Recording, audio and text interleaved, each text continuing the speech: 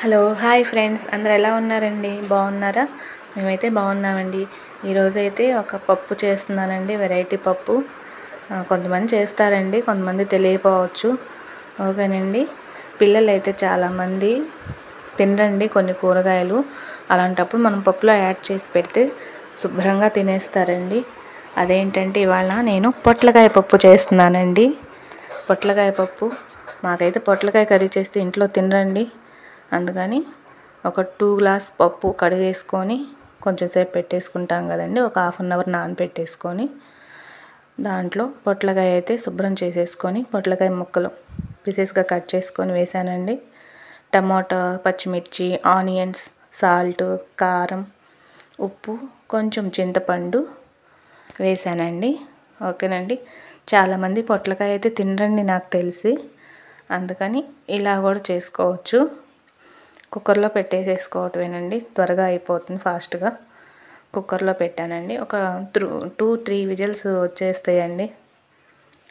Whistles వచ్చేసిన తర్వాత ఒక 4 విజిల్స్ అయినా పర్లా వచ్చిన తర్వాత పప్పు బాగా ఉడికిపోతుందండి. కుక్కర్ కదండి, పొట్లకాయ పప్పు బాగా వస్తుందండి. ఓకేనండి. మీరేం కర్రీస్ చేశారండి ఇవాళ? పిల్లలైతే చాలా వరకు బీరకాయ, పొట్లకాయ, సొరకాయ ఇవైతే తినరండి మా ఇంట్లో. మా పాప అయితే తినదు. అందువల్ల నేను ఎక్కువ ఇట్లా చేస్తూ ఉంటాను. కర్రీ కూడా బాగా టేస్టీగా వస్తుందండి. ఓకేనండి. విజిల్స్ అయితే వచ్చేసినాయి. తర్వాత ఒక హాఫ్ అన్ అవర్ తర్వాత లిడ్ తీసేసి పప్పునైతే వెనుపుకుంటున్నానండి. పప్పు వెనిపేసుకొని పోపు పెట్టుకుంటున్నానండి. ఇప్పుడు పప్పు కొంచెం ఆయిల్ వేసేసుకున్నానండి. ఒక 2 గంటలు ఆయిల్ వేసేసి దాంట్లో తాలింపు గింజలు, ఎండుమిర్చి, చిన్నులపాయ, ఆనియన్, జీలకర్ర, కొంచెం కరివేపాకు, ఇవి యాజ్ యూజువల్ అండి వేసేసుకుంటాం కదా. తాలింపు ప్రిపేర్ చేసుకుంటున్నాను. ఓకేనండి. వీడియోని లైక్ చేయండి, మా ఛానల్ని లైక్ చేయండి. మా ఛానల్ వచ్చేసి ఎంఎంకే వ్లాగ్ తెలుగు ఛానల్ అండి. MMK vlogs Telugu channel.